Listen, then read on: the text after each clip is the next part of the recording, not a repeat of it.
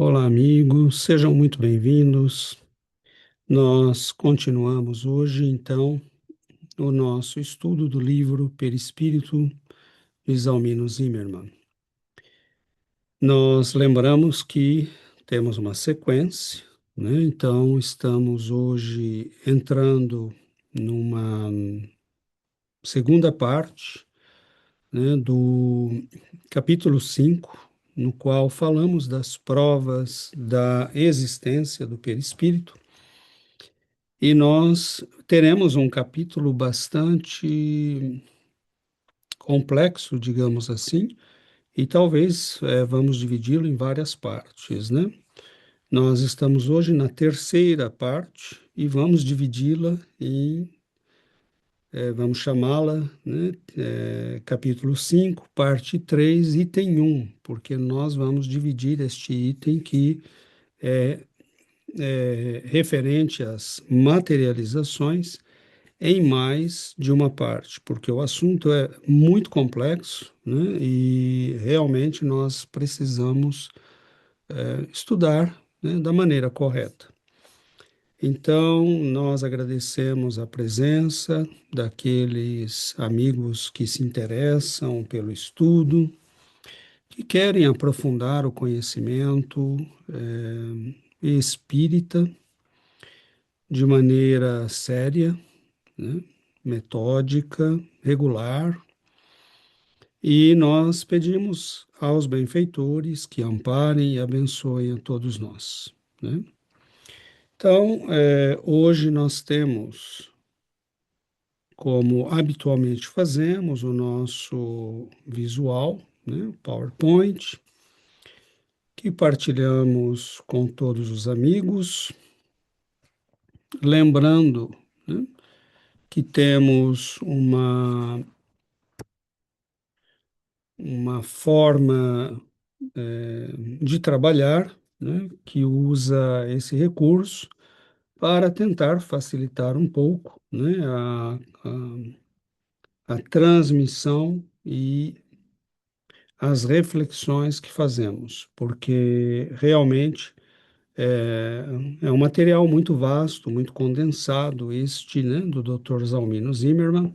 Ele faz realmente uma grande revisão da literatura a respeito do assunto, mas nós precisamos ir, né, esmiuçando cada coisa. Hoje nós falaremos não só das provas da existência, do assunto materializações, mas dentro dele falaremos do ectoplasma, né? Então, é algo muito difícil, né?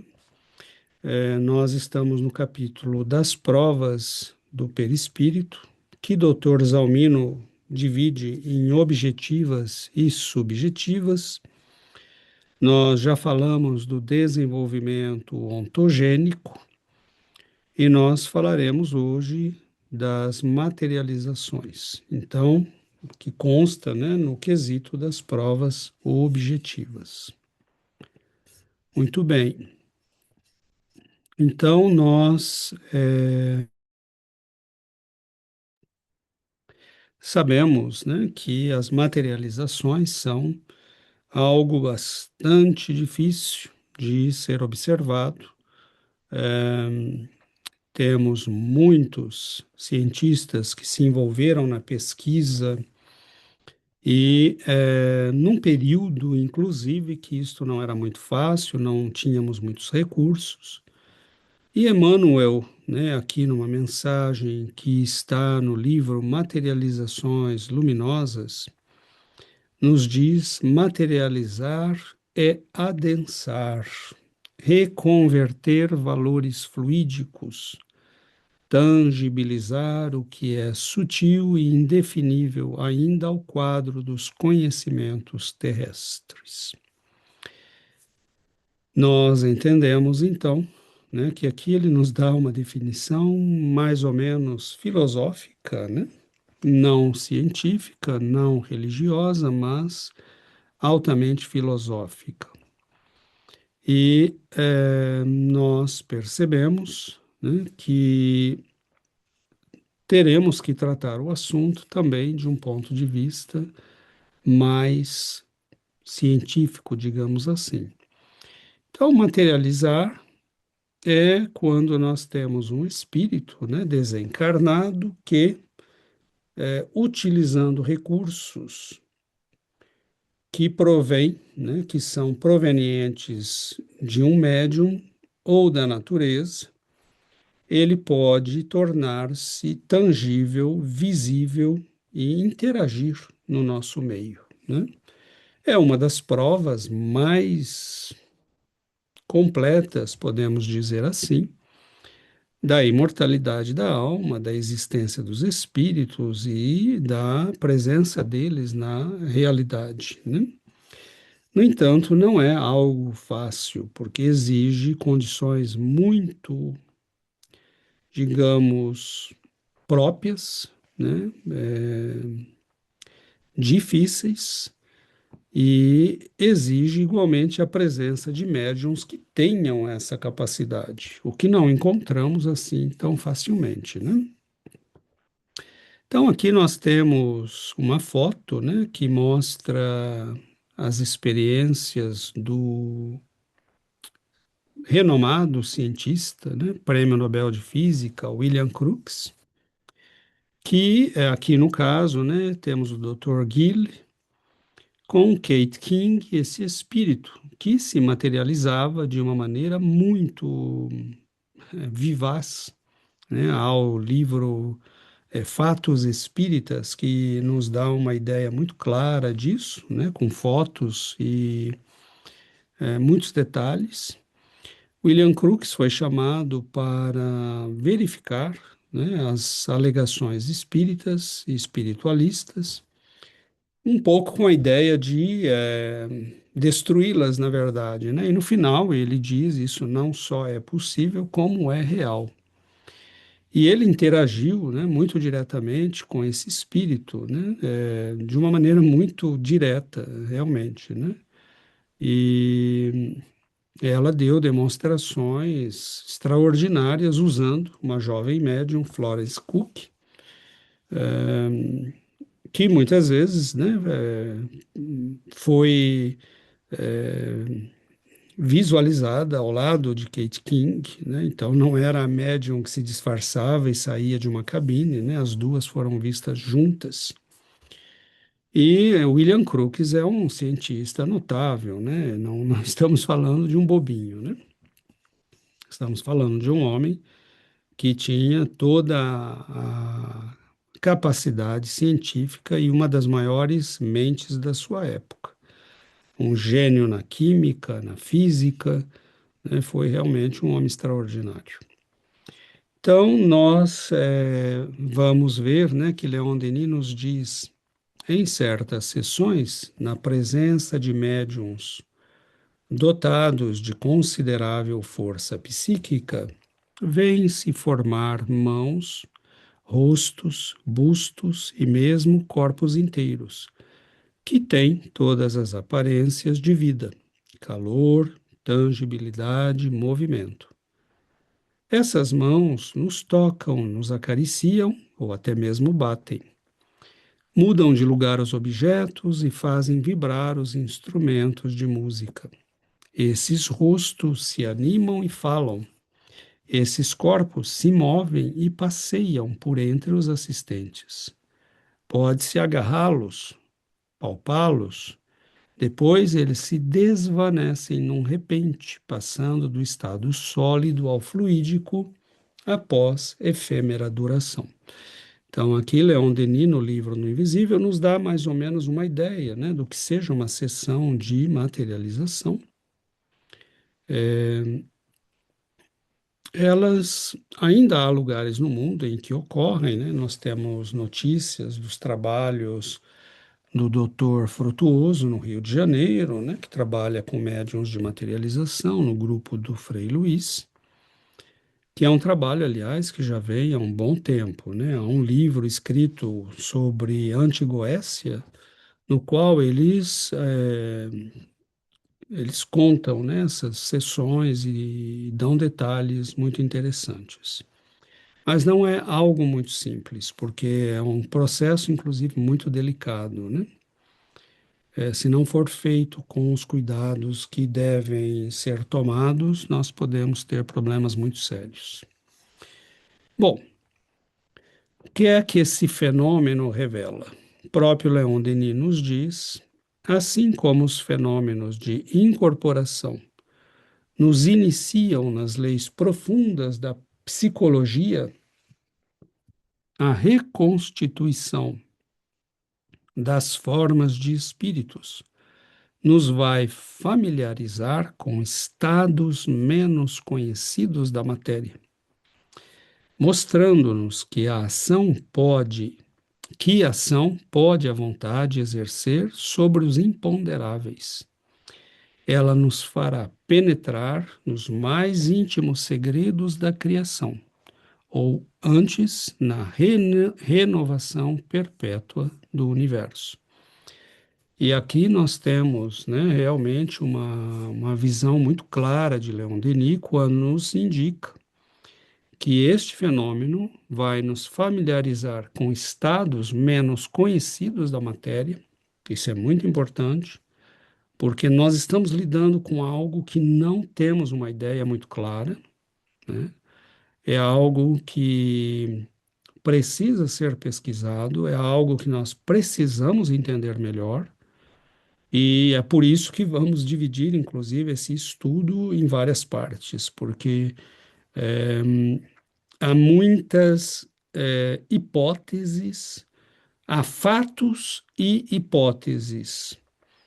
Há algumas vindas do plano espiritual, outras de pesquisadores terrenos, mas estamos muito longe de ter uma visão clara e de termos respostas às muitas perguntas, né? E, inclusive, quando falamos de provas aqui, lembramos que esse capítulo começou, né, no item 5, como chamamos, 5.1,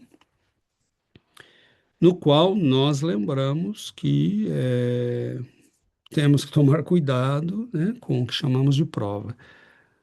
Os fatos existem. Fato é aquilo que não pode ser mudado, né? As materializações ocorrem, a incorporação ocorre, os espíritos se manifestam. Esses são fatos, né? Por exemplo, no caso das materializações, há registro de todos esses fatos, mas para a ciência, como entendemos hoje ciência, ela não vai aceitar, né, algo que ela não possa controlar e reproduzir quando ela quer. Ao menos, por enquanto, ela não aceita isso.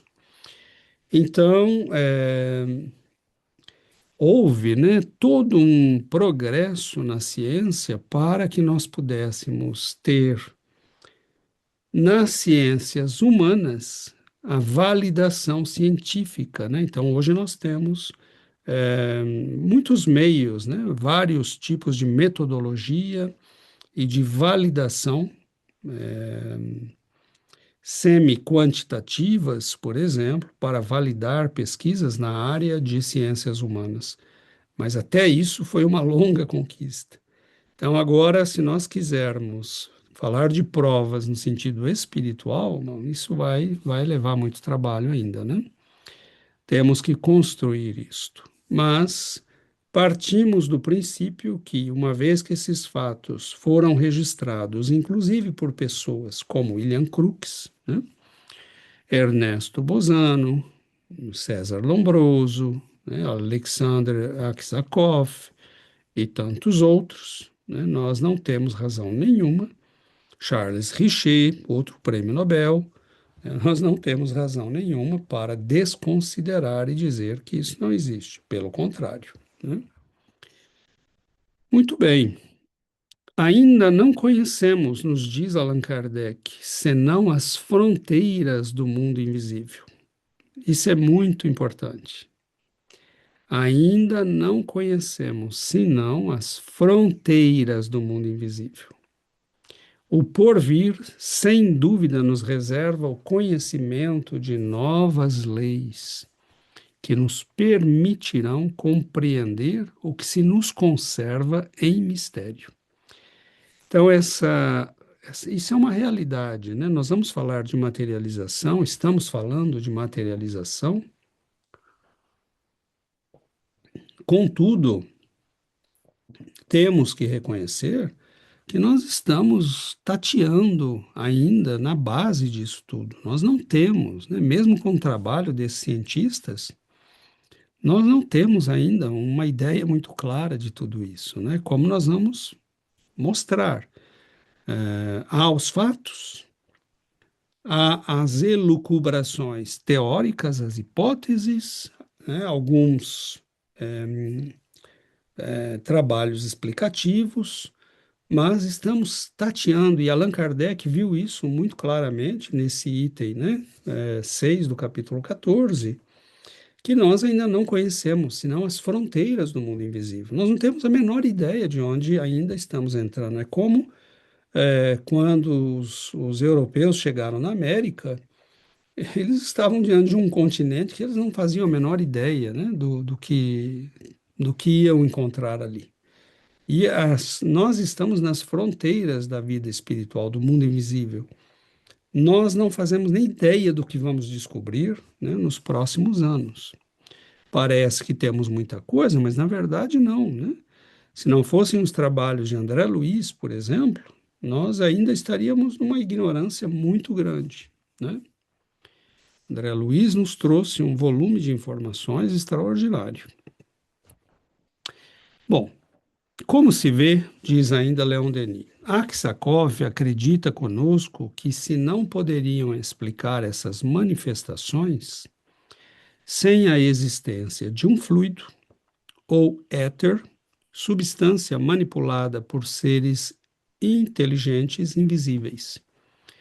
É o que imprime ao fenômeno, pensa ele, um duplo caráter, ao mesmo tempo material, no estrito sentido da palavra, e intelectual, pela intervenção de uma vontade que trabalha artificialmente essa matéria invisível, com um determinado fim. Então, aqui nós introduzimos, né, a ideia de que há essa substância, de que ela tem, né, esse fenômeno tem tanto uma natureza material, porque estamos diante de uma substância, mas ele tem uma natureza intelectual ligada ao uso da inteligência e da vontade, porque é ela que trabalha sobre esta matéria. E isto é algo, né, extremamente importante, como nós veremos. Então, aqui está William Crookes, né, fotografado também com Kate King. Vemos William Crookes, né, nessa fase, eu acho que ele tinha, o quê, uns 40 anos, se não me falha a memória.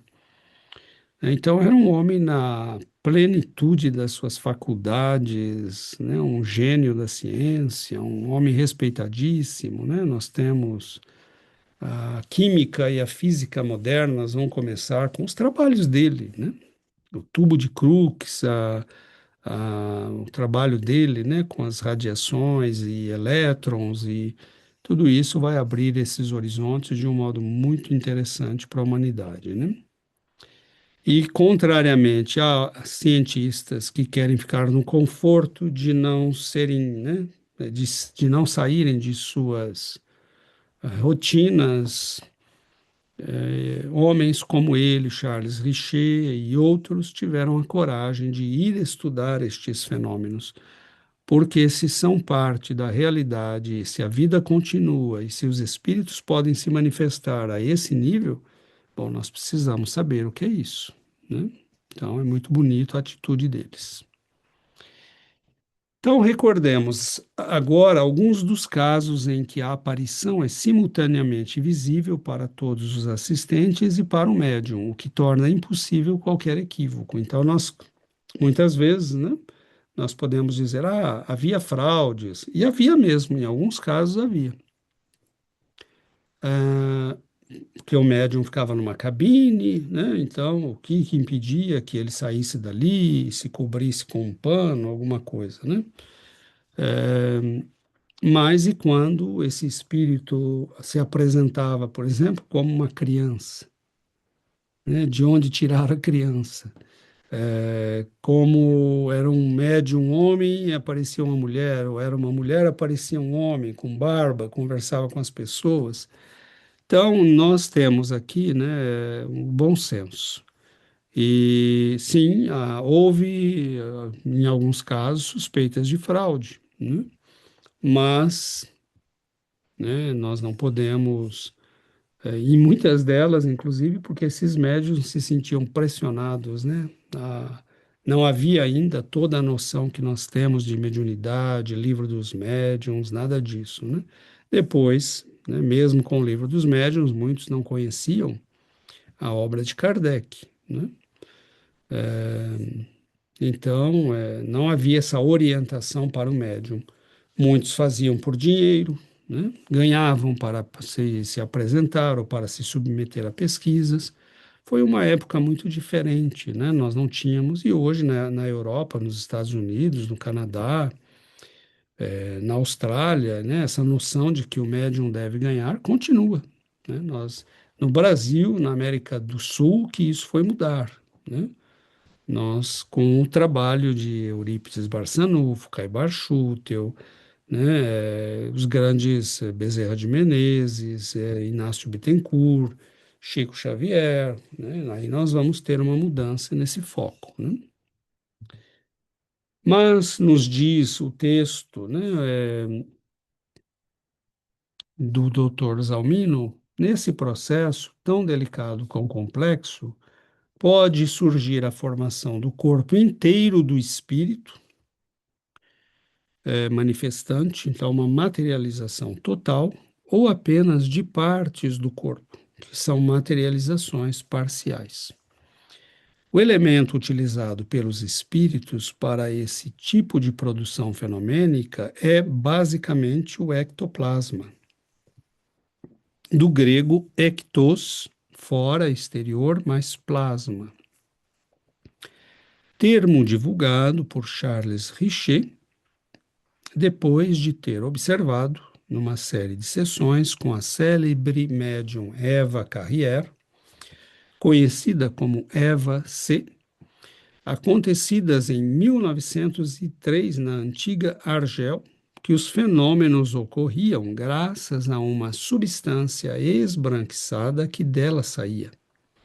Mais tarde, constatou-se de vez que essa substância viva manipulada pelos espíritos é que torna realmente possível o surgimento das formações visíveis, luminosas ou até só tangíveis, conhecidas como materializações. Albert Schering-Notzing, famoso pesquisador alemão que também acompanhou Eva C. e outros médiums famosos, denominou-a teleplasma, né?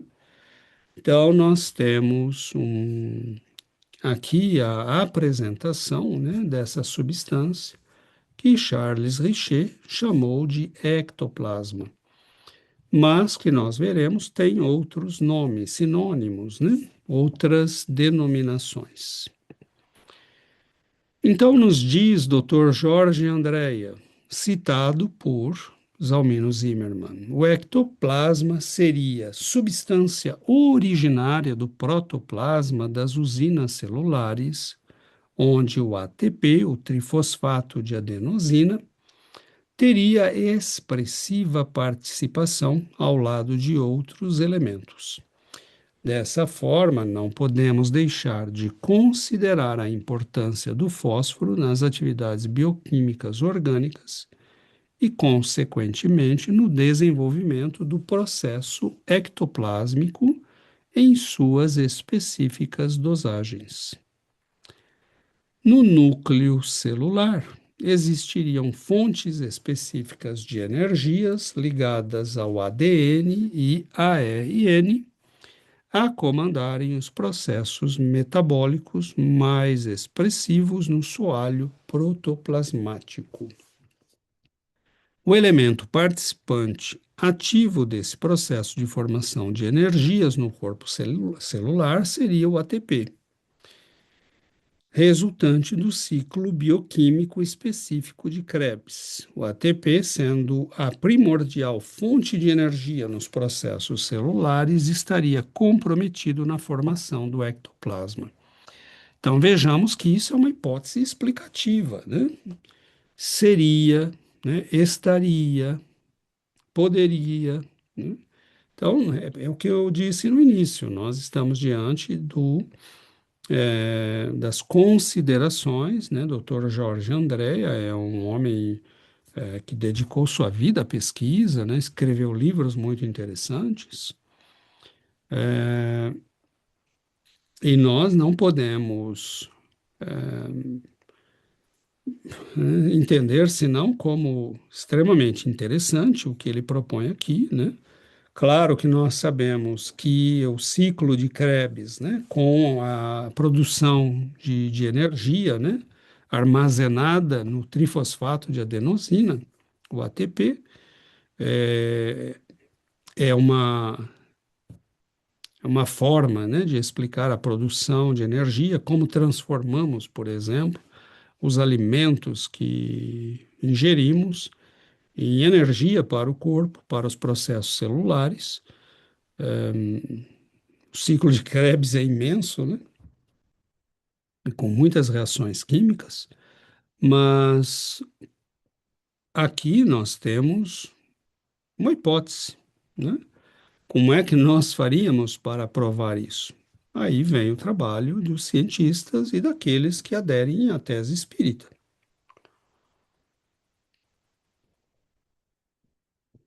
Por exemplo, né, nós teríamos que ter gente na área de bioquímica, biologia, genética, né, que trabalhasse em conjunto.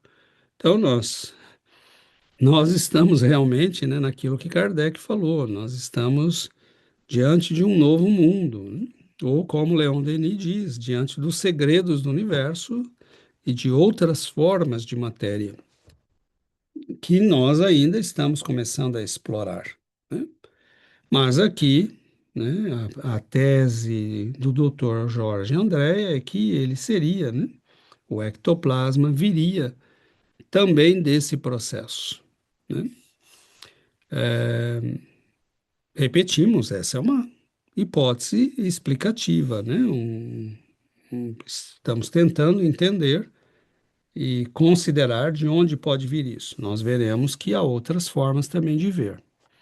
Por exemplo, né, nos diz André Luiz, o ectoplasma está situado entre a matéria densa e a matéria perispirítica. Bom, quem está situado entre a matéria densa e a matéria perispirítica é o corpo vital, né? Então, assim como um produto de emanações da alma pelo filtro do corpo, e é recurso peculiar não somente ao homem, mas a todas as formas da natureza. Nós veremos por quê, né? E que essa concepção talvez não seja tão nova assim. Nós vamos encontrá-la em outras, né, culturas com outras denominações. Em certas organizações fisiológicas especiais da raça humana, comparece em maiores proporções e em relativa madureza para a manifestação necessária aos efeitos físicos. Então, veja que primeiro ela tem que comparecer em proporções que sejam adequadas e com um nível de maturidade que permita isso. Quer dizer, provavelmente nós podemos dizer que essa energia, substância, fluido está em tudo, na natureza e em nós, mas em algumas organizações, né, ela vai estar disponível para, né, ser usada deste modo. É um elemento amorfo, mas de grande potência e vitalidade. Então, veja, nós estamos diante de algo novo. Pode, se ele é amorfo, né, justamente, mas ele é revestido de grande potência e vitalidade, né, e de elementos criativos, como ele vai dizer na sequência, é isso que permite, né, que ele seja modelado pela mente. Então, é um elemento amorfo, mas de grande potência e vitalidade. Pode ser comparado à genuína massa protoplásmica, sendo extremamente sensível, animado de princípios criativos que funcionam como condutores de eletricidade e magnetismo, mas que se subordinam invariavelmente ao pensamento e à vontade do médium, que os exterioriza ou dos espíritos desencarnados ou não, que sintonizam com a mente mediúnica, senhoreando-lhe o modo de ser. Isto aqui, meus amigos, é revelação, né? Ele está explicando que o ectoplasma ele está situado entre a matéria densa e o perispírito. Ele está explicando que isso está por toda a natureza, em que algumas pessoas têm a capacidade, a maturidade para disponibilizá-lo, que ele é amorfo, extremamente potente, que ele é capaz de conduzir, né, o eletromagnetismo, mas que ele invariavelmente responde ao pensamento e à vontade do médium ou dos espíritos desencarnados ou encarnados que estão em contato com o médium, né? Então aí nós entendemos por que nas reuniões de materialização é tão importante as pessoas que estão em volta terem uma vibração adequada, um pensamento equilibrado, não terem, né, comido, bebido em excesso no dia da reunião, né? Nós vamos ver que as coisas estão conectadas. Então, nos diz ainda André Luiz, né? Infinitamente plástico dá forma parcial ou total às entidades que se fazem visíveis aos olhos dos companheiros terrestres ou diante da objetiva fotográfica. Dá consistência aos fios, bastonetes e outros tipos de formações visíveis ou invisíveis nos fenômenos de levitação e substancializa as imagens criadas pela imaginação do médium ou dos companheiros que o assistem, mentalmente afinados com ele. Exige-nos, pois, muito cuidado para não sofrer o domínio de inteligências sombrias, de vez que manejado por entidades ainda cativas de paixões deprimentes, poderia gerar clamorosas perturbações. Então, nós vemos que esses fluidos, né, se o médium os fornecer no quadro de sessões mal conduzidas, né, nós podemos ter problemas seríssimos. Nós temos notícias, né, de grupos que fazem rituais de magia, magia negra, né, e coisas do tipo, e que acabam, né, abrindo a porta para espíritos de baixíssimo nível, o que pode trazer influências realmente deletérias para a vida das pessoas implicadas nisso, né? Bom, André Luiz nos dá aqui um conjunto de informações muito vasto. Ele nos diz basicamente onde olhar, porque nós precisamos encontrar, né, essa dimensão entre o perispírito e a matéria densa, que Kardec chamava de fluido vital, né? ou que as tradições orientais chamam de corpo vital, né? Duplo etérico. Então, nós precisamos, obviamente, começar a aperfeiçoar, e isso vai acontecer inevitavelmente, né? Aperfeiçoar técnicas que possam nos revelar essa dimensão da matéria, né? Porque isso é matéria. Só que uma matéria num nível de sensibilidade, de consistência, né? Que está muito longe, né? Do que nós estamos habituados. Então, nos diz ainda o texto: assim tem-se observado que se trata de uma substância de natureza filamentosa ou fibrosa, que, quando visível, pode apresentar-se branca, preta ou cinzenta, embora a primeira, branca, né, seja mais frequente e, por vezes, apareçam as três cores simultaneamente. Então, aqui, doutor Zimmermann vai nos dando um conjunto, né, de observações empíricas. A visibilidade é variável, podendo parecer luminosa e com intensidade que cresce ou diminui. Pode também ser invisível e ainda comparecer tangível ou não.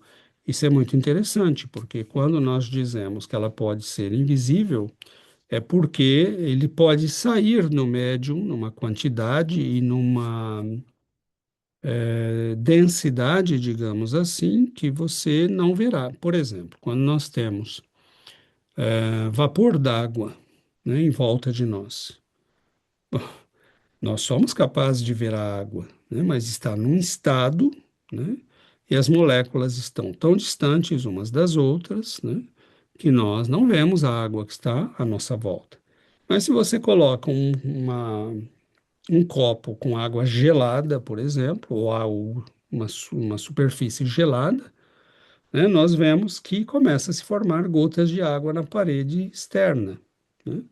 Então, ali a água começa a se condensar, né, porque as moléculas agitadas no vapor perdem energia e voltam à fase líquida. E aí nós vemos. Então, o fluido em questão sairia do médium, né? Por exemplo, você pode estar falando, dando passe, fazendo atividades do dia a dia e estar exalando essa substância. Mas ela está saindo de modo invisível, né? Você pode estar dando passe numa pessoa e estar transferindo o ectoplasma, mas ele está sendo manipulado pelos espíritos. Por quê? Porque ele obedece à vontade, né, e à inteligência que o manipula. Então, o próprio médium pode aplicá-lo numa zona doente de um paciente, quanto os espíritos, né? No passe espírita, nós pedimos sempre aos benfeitores que nos auxiliem e que encaminhem o recurso onde ele é necessário. Mas é isso que acontece, né? Geralmente, ao natural, é inodora essa substância, né? Embora às vezes possa desprender um odor particular difícil de ser descrito. Por vezes, o ectoplasma é frio e úmido, em outras, viscoso e semilíquido, mas raramente seco e duro. Quando forma cordas, é duro, fibroso, nodoso. Dilata-se ou expande-se fácil e suavemente. Claro, né? Porque se ele é amorfo e obedece à vontade e à mente daquele que o manipula, ele pode assumir todas essas formas e características. Ele pode ser líquido, viscoso, mais endurecido, menos endurecido, mais vaporoso, né? Depende de quem está manipulando. Ao tato, pode-se senti-lo como uma teia de aranha, porque há cientistas que o descreveram assim. Eles o tocaram, o pegaram, né? Uma corrente de ar pode agitá-lo ou movê-lo. Move-se, às vezes, lentamente numa espécie de movimento reptiliano, isso é muito interessante, sobre o corpo do médium. Outras vezes, o movimento é súbito e rápido. Nós sabemos, né, que há uma experiência descrita na literatura que, não lembro se é William Crookes que queria o Sharon Knudsen, que queria medir, né, pesar, e ele pensa, né, em colocá-lo na balança. E o ectoplasma se desloca para a balança. Então, é algo que chega a ser assustador, né? Porque ele é como um ser que se reveste da mente, né? Ele se reveste da mente daquele que está agindo sobre ele. Então, imagine o poder que está por trás disso tudo. É de extrema sensibilidade, podendo aparecer ou desaparecer com a rapidez de um relâmpago. Obediente à ação mental, é sensível ao toque físico e particularmente à luz. Por isso, por ser extremamente fotossensível, a eficácia do processo ectoplásmico nas sessões de materialização geralmente imprescinde da obscuridade, né? Então, quase sempre as sessões eram feitas, né, na obscuridade ou com luz vermelha, né, ou com aparadores de luz que bloqueavam, né, os lampiões, as velas, né? Na época eram muito comuns os lampiões. E eles usavam lâmpadas vermelhas ou cobriam, né, porque a luz, né, de uma lâmpada colorida em vermelho, obviamente, ela tem menos energia, né, uma frequência mais baixa, e a frequência de luzes, né, de ondas de frequência mais elevada, afetam, né, a substância, ela é fotossensível. Hoje, com os recursos que nós temos, nós poderíamos ter, né, filmadoras em infravermelho, nós poderíamos ter um controle disso tudo, né, mas não temos médiums desse tipo a mão cheias, né, infelizmente. Então, embora tudo seja uma questão de testar, né, nós vamos indicar isso mais à frente. O ectoplasma emana através de todos os poros do médium, especialmente da boca, das narinas, dos ouvidos, do tórax e das extremidades, alto da cabeça, seios, pontas dos dedos, sendo reabsorvido ou dispersado ao final do processo.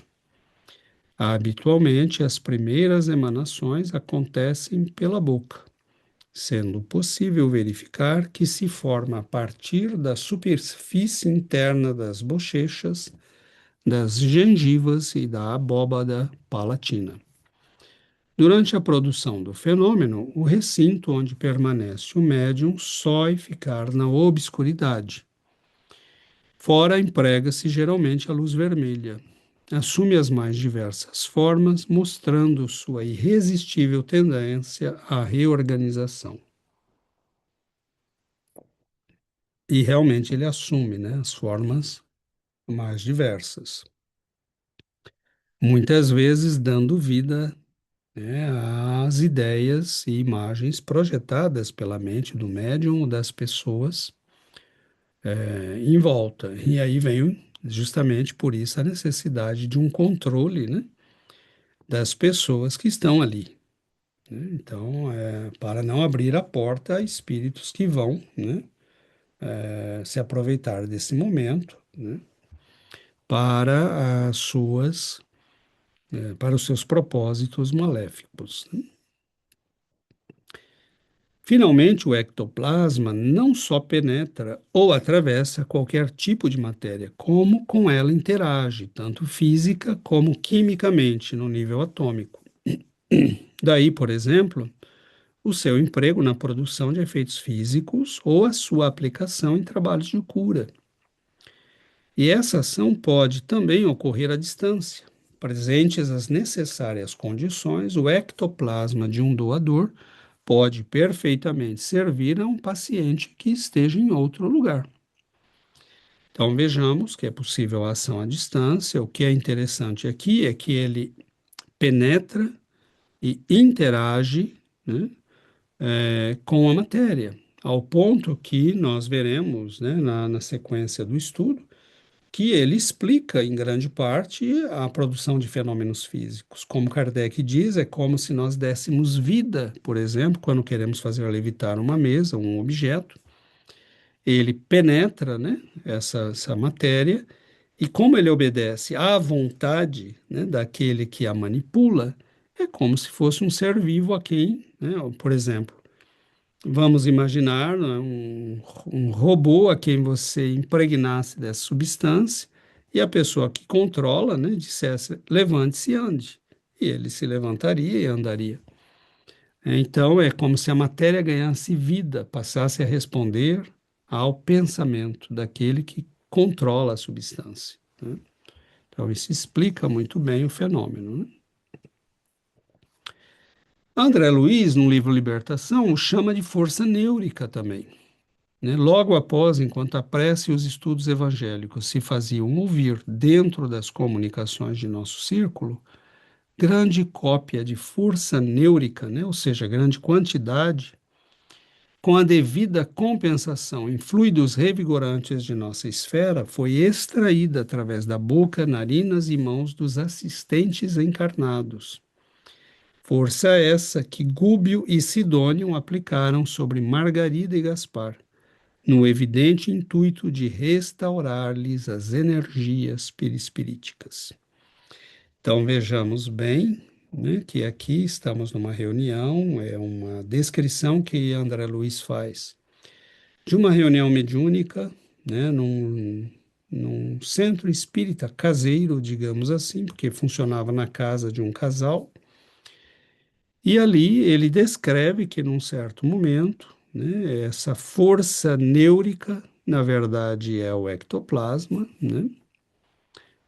Em grande medida deve ser o ectoplasma, porque sai, né, justamente das formas como nós vemos no caso do ectoplasma, e é utilizado ali para socorrer duas pessoas que tinham necessidades. E no caso, né, André Luiz e os benfeitores estão vendo essas energias, mas as pessoas não, embora possam senti-las. E as pessoas que doavam isso eram recompensadas, né, com a adição de fluidos de ordem espiritual, né, que revigoravam, né, a essas pessoas.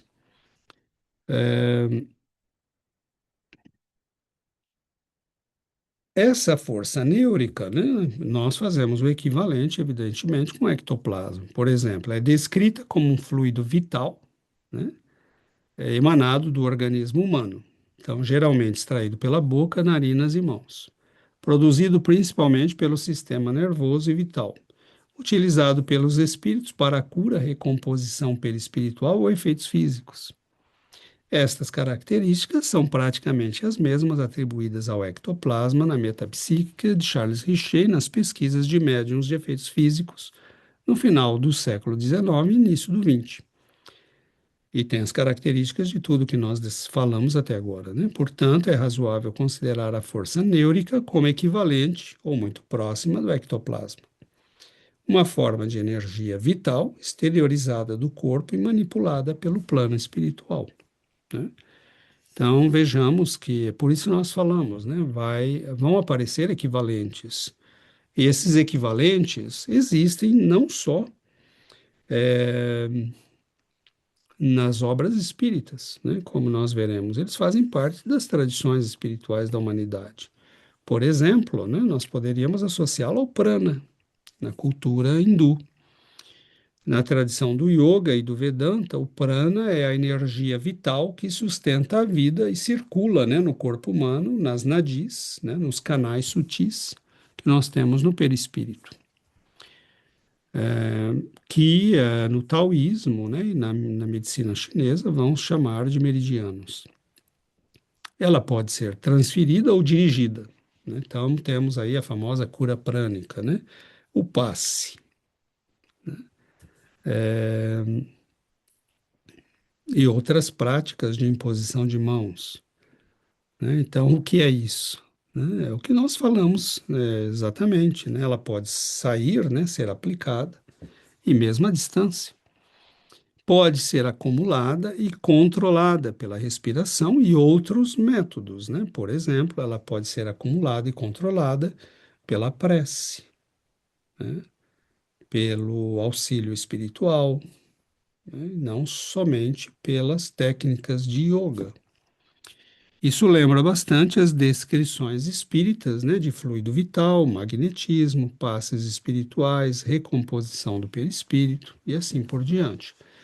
Então, prana, né, seria essa energia vital que existe, né, que vem basicamente do Sol, que é absorvida pelas plantas, pelos animais, pela respiração humana, né, em grande parte nós absorvemos pela respiração, mas vejamos que isso, né, vai entrar, né, num jogo entre corpo físico e perispírito, né? Nessa interface em que está o corpo vital, o duplo etérico, né? E é uma força que emana do espírito filtrada pelo corpo, né? Nos diz André Luiz. Isso é muito interessante.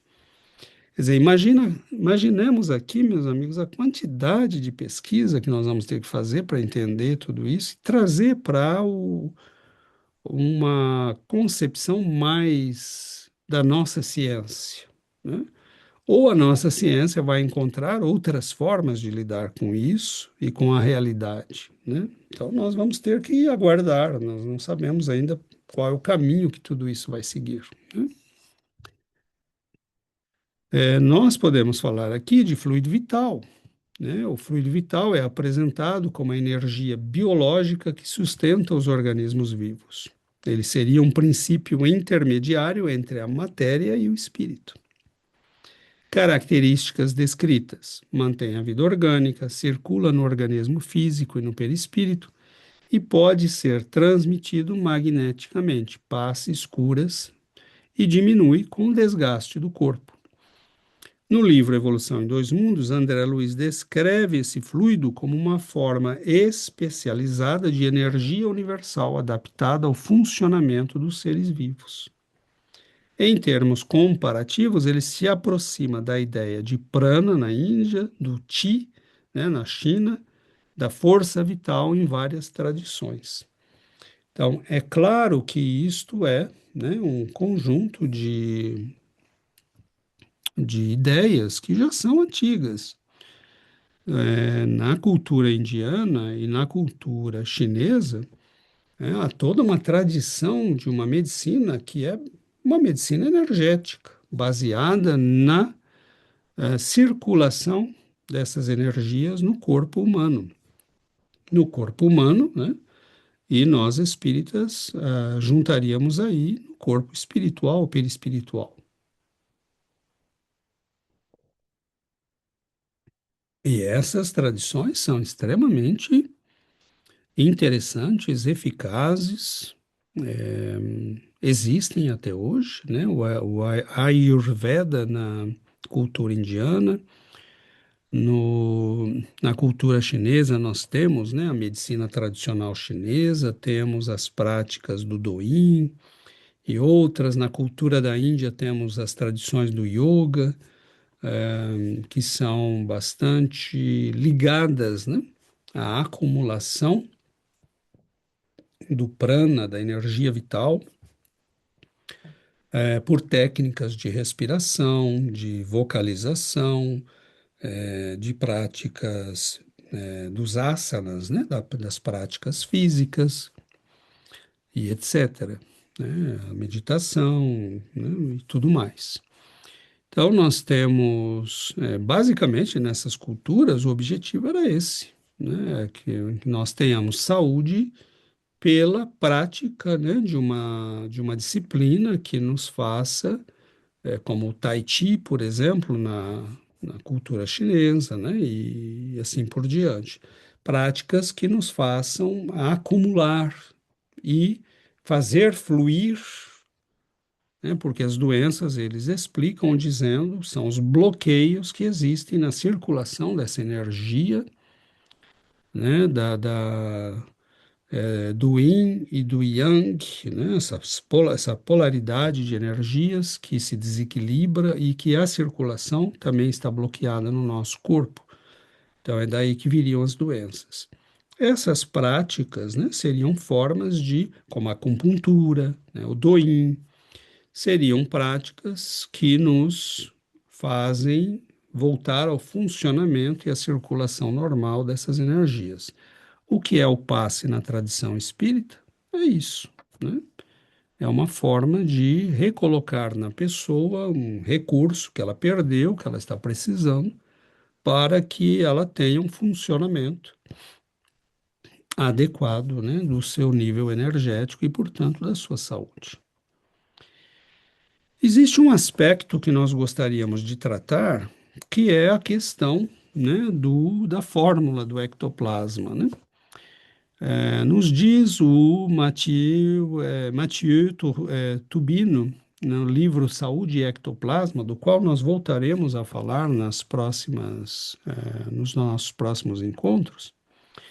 Ele diz: um resultado que é encontrado na literatura é aquele publicado por James Black, né? Aqui está a fórmula, né? C120, hidrogênio 1184, né? Nitrogênio 218, enxofre 5 e oxigênio 249. Infelizmente, não foram suficientemente informados os procedimentos analíticos aplicados para a obtenção de tal resultado. Essa lacuna por si só já impõe restrições ao aceite da fórmula acima, podendo invalidá-la já de início. É muito fácil escrever uma fórmula química qualquer no papel. A dificuldade está em justificá-la e, neste caso, não tenho conhecimento de que o esclarecimento exista, no caso em questão. Na verdade, eu fui pesquisar e procede realmente o que o Mathieu Tubino está falando. Inclusive, James Black, que é apresentado como um simpatizante do Espiritismo, era justamente o contrário, né? Eu, eh, eu não encontrei, né, nas minhas coisas, mas eu vou encontrar. Eu baixei o artigo que ele escreve, né, na Science, na American Science, ou Science American, não lembro mais, American Science. Lá do início do século XX, né? Eu consegui baixar o artigo e li. Ele é um opositor, né, do Espiritismo. E ele diz que o Scherin, Notzing ou Okorovitz, eu não lembro qual dos dois, tinha feito pesquisas sobre a matéria do ectoplasma e tinham chegado a essa fórmula, mas ele realmente não diz absolutamente nada, né? É uma coisa que ele diz no texto, ele não explica de onde vem, e até onde sei, nós não achamos isso em outro lugar.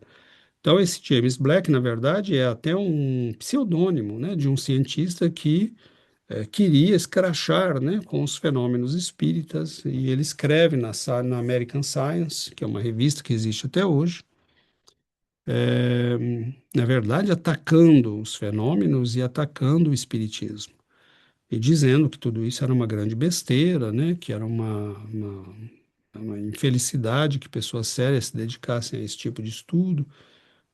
Então, não só é um pseudônimo, não sabemos quem é James Black, né? Ele se escondeu atrás, ele escreveu vários artigos sobre espiritismo, atacando o espiritismo. E, e essa fórmula, na verdade, nós não temos a menor noção de onde vem, né? É, E o Mathieu Tubino, ele é químico, né? Que também é a minha formação. E, na verdade, nós sabemos, né, que uma molécula que tem essa constituição, senhor, né? Ela teria que ter um mol dessa molécula, teria uma massa gigantesca, né? Então, ela teria que ter um tipo de conexão espacial que fosse muito espalhada, né? De maneira que ela pudesse ter a leveza e a flexibilidade que ela tem, e que são características que nós vemos, né? Teria que ter uma densidade, não, ocupar um volume muito grande, né? Mas o fato é que um mol dessa molécula, né, ou seja, 6 vezes 10 a 23 unidades dessa matéria, teria uma massa enorme, né? Só de carbono aí, essa quantidade aí daria 120 gramas, né, de carbonos. Um mol de carbono são 12 gramas, né?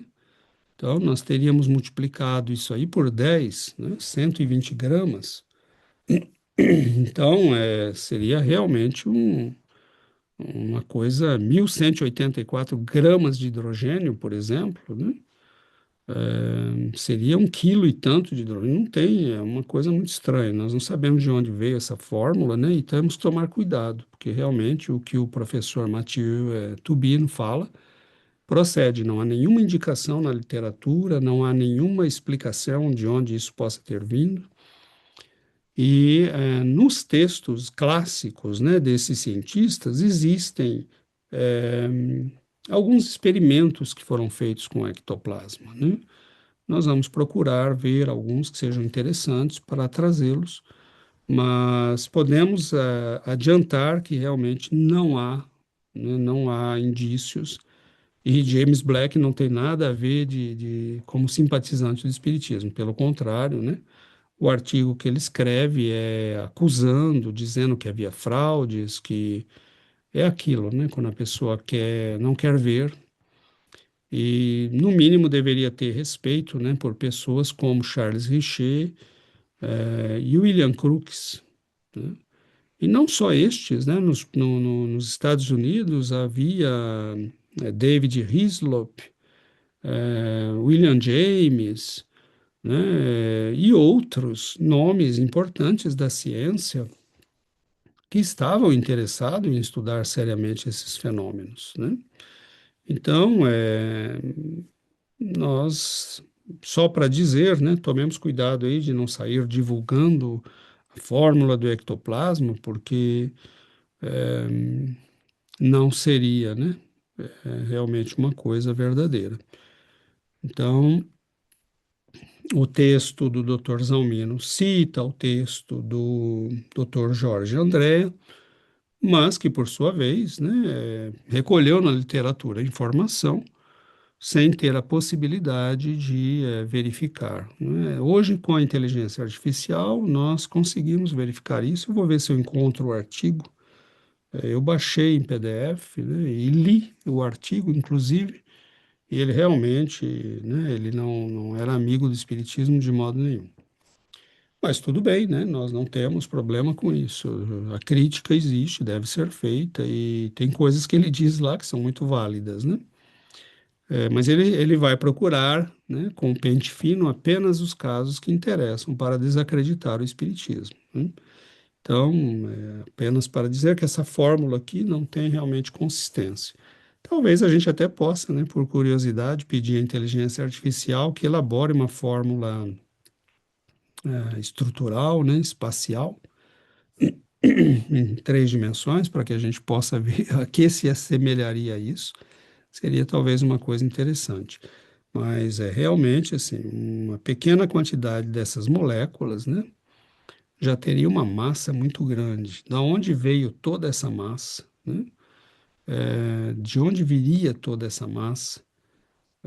Se ela é produzida em parte, né, pelo corpo físico, em parte pelo perispírito, né? Nós não sabemos. Tudo isso, veja quanta coisa nós temos como questionamento, mas sim, não temos certeza nenhuma dessa fórmula e tomemos muito cuidado para citá-la e usá-la, né? E, inclusive, James Black, repito, não tem nada a ver de amigável com o espiritismo. Então, meus amigos, vejamos que nós temos, né, muitas questões, embora tenhamos alguns fatos, né, nós não podemos negar que há uma coleção de fatos. Comecemos por conhecer esses fatos, né? Nós, espíritas, deveríamos reservar um tempo para estudar William Crookes, Charles Richer, Okorovitz, né? Sharon Notzen, Hislop, e outros, né? Bozano, César Lombroso. Nós não dedicamos muito tempo, porque é uma literatura bastante árida, né? É uma literatura, às vezes, na qual eles descrevem as condições de experimentação, os protocolos que usavam para lidar, né, com os fenômenos, a iluminação, a disposição das pessoas na sala. Há casos que, para impedir fraude, o médium vai ser trancado numa gaiola, que a chave fica, né, com o pesquisador. Então, nós temos, assim, como era a iluminação, enfim, tudo isso uma leitura muito árida, né? E nós nem sempre gostamos, né? É preferível ler um livro mais agradável e principalmente para nós que não estamos procurando provas, porque nós já temos, né? A convicção é algo que para nós nos parece muito lógico, muito evidente, mas nós estamos estudando, né? Então é importante trazermos esses aspectos também, porque nós podemos ser questionados, nós podemos ter que falar, né, nos estudos que fazemos na casa espírita, nas palestras, nos questionamentos das pessoas, né?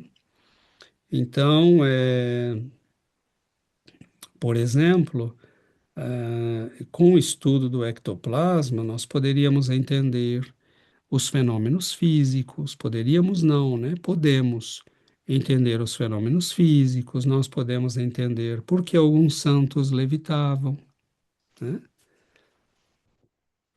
Por exemplo, por que Jesus foi capaz de caminhar sobre a água.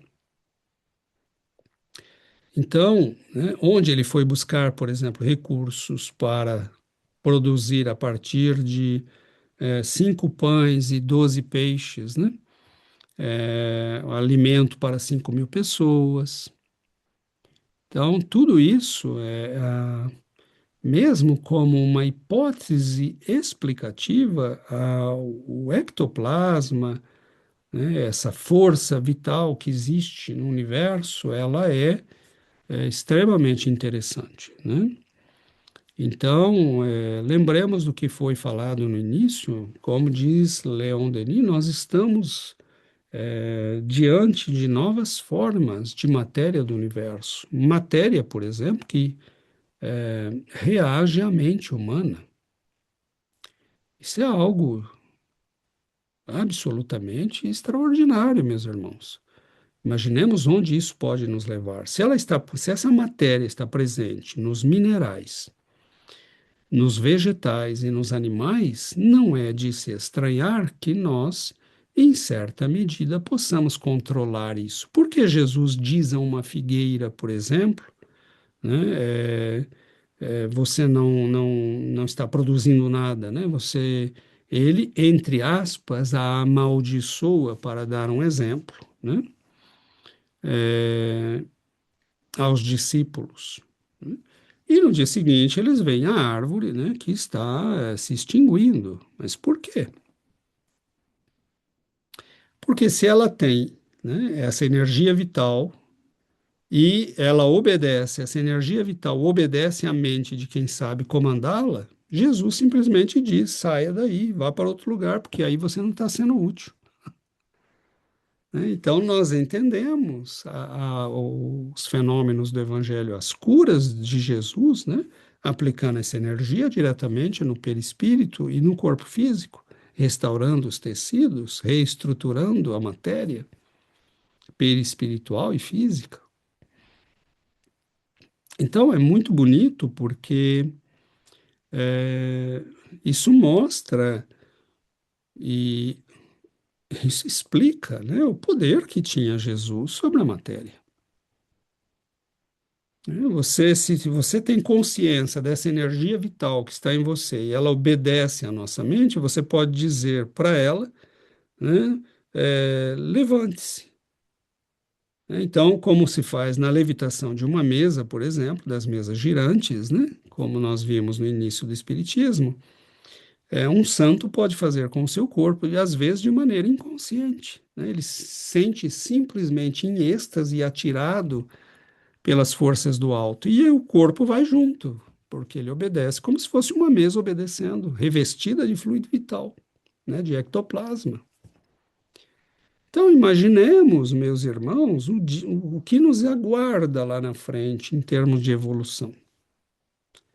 Nós estamos engatinhando nisso. E é claro que nós não podemos conhecer e saber desses poderes. Tanto que eu estou dando esses exemplos aqui no final do nosso encontro de hoje, porque é algo que nós não devemos nem sequer falar, né? Porque é melhor que a humanidade não saiba disso ainda. É melhor vermos isso como um milagre, não como uma potencial evolução humana, né, nos séculos que estão diante de nós, a vir. Então, nós vamos vendo que temos muita pesquisa para fazer, né? Nós vemos que ainda não dá para falar nada de nada disso como prova. Por que Dr. Zalmino, nesse livro, usa o termo prova? Porque para nós espíritas são centenas de milhares de fatos acumulados, que não são controlados da maneira que a ciência gostaria, e podemos discutir isso, né? Já falamos um pouco disso. Nós estamos lidando com forças inteligentes, vivas, humanas, encarnadas e desencarnadas, e não com substâncias inertes, como num laboratório de biologia ou de química. Mas não podemos negar, né, os fatos. Os efeitos físicos são uma evidência clara dos fenômenos espíritas.